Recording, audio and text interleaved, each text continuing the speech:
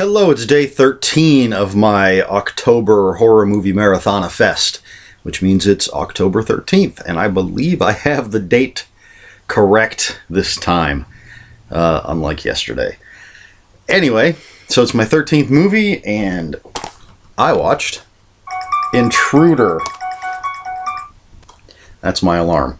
Intruder, the director's cut, on Blu-ray. This is a 1989 film. It was directed by Scott Spiegel. According to IMDb, written by Lawrence Bender, Scott Spiegel, and others. And it stars Elizabeth Cox, whom you may know from Night of the Creeps. We've got Renee Estevez, Dan Hicks, who played Jake in Evil Dead 2. David Burns, Sam Raimi, and Ted Raimi.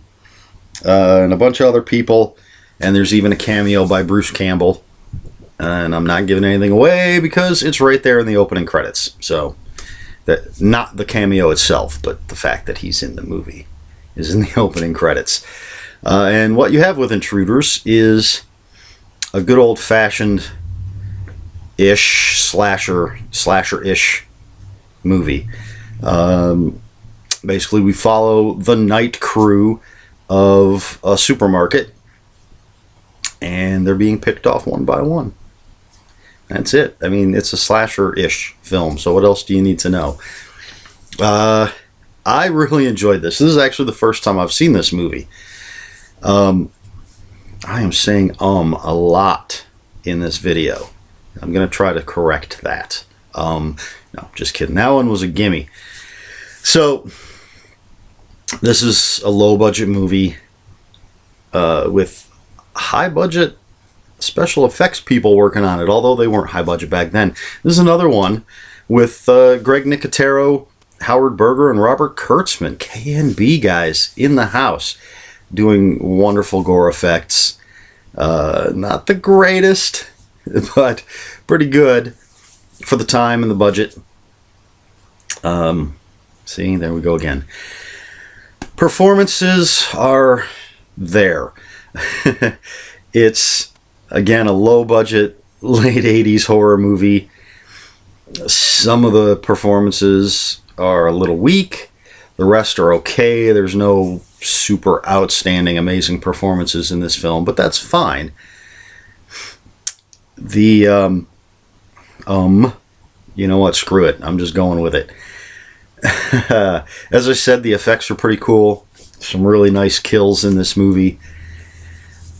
Scott Spiegel is a longtime friend of Sam Raimi, and not to take anything away from Mr. Spiegel's directing, but there are some Raimi-esque elements to it, which, you know, they've worked on a lot of stuff together, so it's not really surprising that there are similarities to their style. Some really cool shots, a lot of cool things done with reflections, some really cool transitions.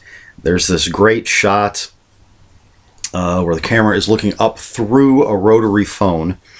And for you kids out there, before cell phones and before mobile phones and everything else, before push-button phones, we had rotary phones. You actually had a dial on your phone with the numbers, and you had to turn it for each number. Calling 911 took a long time. So you have to go to the 9 and turn it all the way, and then it would go all the way back before you could dial the next number. So anyway, yeah, this cool shot up through a rotary phone. A really cool transition with a broom. That was really neat. It's always great to see Sam Raimi and Ted Raimi. I'm big fans of theirs. Of course, I'm a fan of Sam Raimi's directing, but I've seen him perform in a few things, and he's always entertaining. And Ted is just a blast every time I see him. The Bruce Campbell cameo is a very tiny little cameo, but it's Bruce Campbell. Oh, there are some twists and turns, some red herrings in this film. I found it really, really entertaining. It's a nice nice, slasher flick. It's not Halloween or Friday the 13th. It's its own nice little thing, and I like the way it was put together. Probably the weakest thing about this whole movie is the performances, and again, not horrible, just sort of, they're actors doing their thing. They're fine for the most part. But some really, really cool stuff in this flick, and I'm gonna give this 8 out of 10. 8 out of 10 lobsters. There's a reason I chose that, as always. Much, much more obscure than a lot of the choices I've made, but for the type of movie this is, for the entertainment value of this film, I'm going with 8 out of 10. Now, that's the same rating I've given some other films that were really fantastic movies, but I'm basing this on different criteria. Maybe I'm wrong to do that.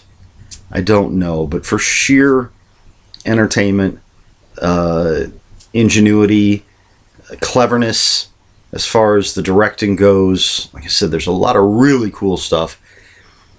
I'm going 8 out of 10. I really, really liked this. I'm going to spend some time watching the special features when I'm done with this little video here. I am curious. There's a scene where one of the characters goes into the bathroom, and he's standing in front of a mirror. And of course, you always have to be careful with reflective surfaces when you're filming, because you don't want to catch the crew or anything you're not supposed to in the reflection. I believe that what they did, because they don't show, sometimes you'll see the back of the person and then you'll see their reflection. Well, they don't show the back of the person. I believe there was a hole in the wall with the frame of the mirror around it, and the actor was standing on the other side. So what is supposed to be his reflection, we're actually looking at the actor. That's my guess at how they did that. But anyway, that's neither here nor there. Intruder, the director's cut. A lot of fun. Just really good stuff. Again, for what it is, don't expect some master opus of filmmaking, but it's up there for a good low budget slasher film.